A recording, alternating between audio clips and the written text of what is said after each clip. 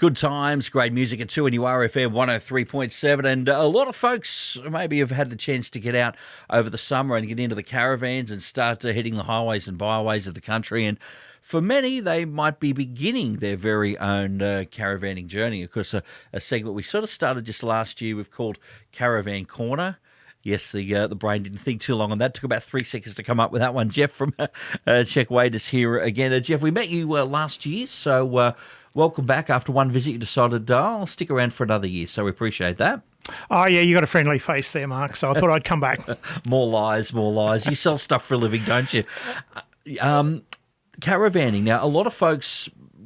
as always, how do I get into it? What do I need? What don't I need? And we know the caravan shows are sort of rolling into town as well. So maybe a lot of folks starting to go to those to have a look around. Let's open that conversation. Some advice in that early stage. What do I buy? What do I look for? Yeah, well, we've got the caravan show on at the showgrounds this weekend, and a lot of people use that as a basis to buy a caravan.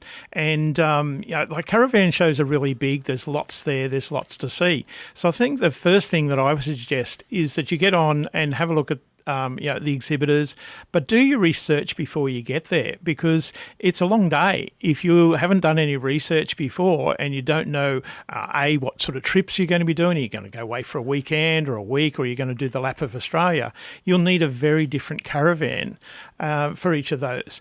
But also pre-plan, because you might only be going for trips for the next year or two, and then your circumstances change and you retire or you lose your job and you decide to go for a lap. So think about those eventualities. And that's it. For those of us who just end up getting stuck behind a caravan in the slow lane, shall we say, we kind of think of caravanning and caravan as just this one homogenous group that are just doing the one thing. But as you've intimated a moment ago, that is not the case. It's horses for courses and different gear for the type of caravanning that you may be wanting to do.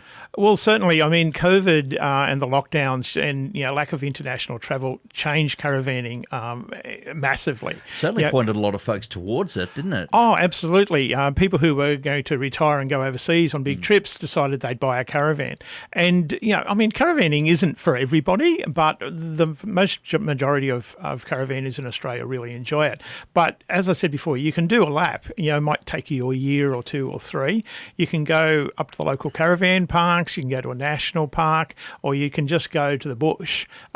So people have very, very different goals within caravanning. So when you're looking at buying the caravan, you really have to look at those sorts of things. If you're going to be staying at a caravan park all the time, do you really need the weight of a washing machine? Things like that. That's a good point. But like I said, if you're going somewhere and it's just going to sit there for most of the time, where a lot of those amenities are going to be there, as opposed to travelling around the country where you'd be 500 miles from somewhere and you do need it then.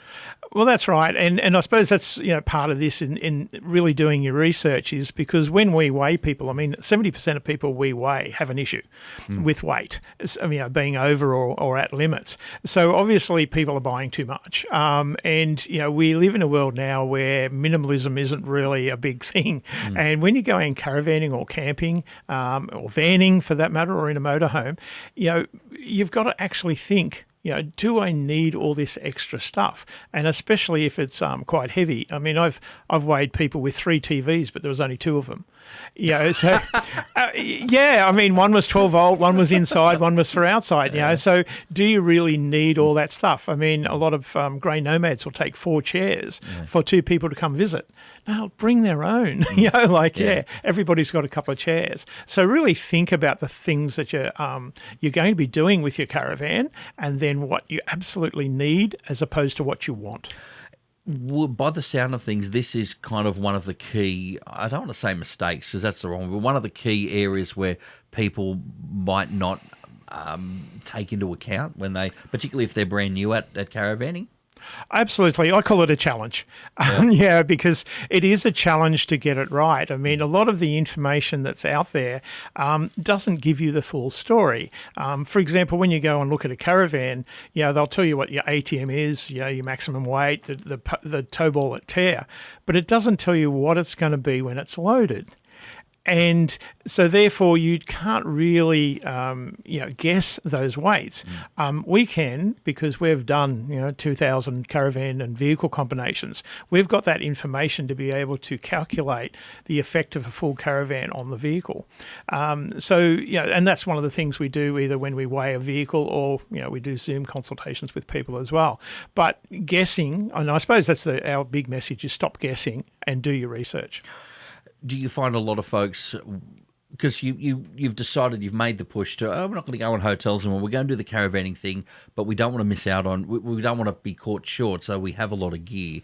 But people in the excitement, because whenever you do something new, particularly something like this, you get very excited about it, and it's a lot of money you spread out too, and then people can just go overboard and just get caught up in the excitement and maybe buying a few extra things that they may not need, and they just fall into that whole, joy thing. Absolutely. I think that's the biggest mistake or challenge that we see, is that you think you'll need everything. So when you're planning, say you're planning to do a lap of Australia, everybody says, well, I need all these batteries, I need all these solar panels, I need these chairs, I need this, I need this. Nowadays, around Australia, you can buy everything. And if you can't buy it where you are, you can order it and get it delivered. So you don't have to cover every eventuality. And the other thing, if you're going with other people, which quite a few people do, is each person doesn't have to have a fire pit. Just one person carries the fire pit, the other person carries the wood, the other person carries the axe. So you can share that load rather than having three of everything. Yeah, 3 TVs when there's only 2 of you. I love that one.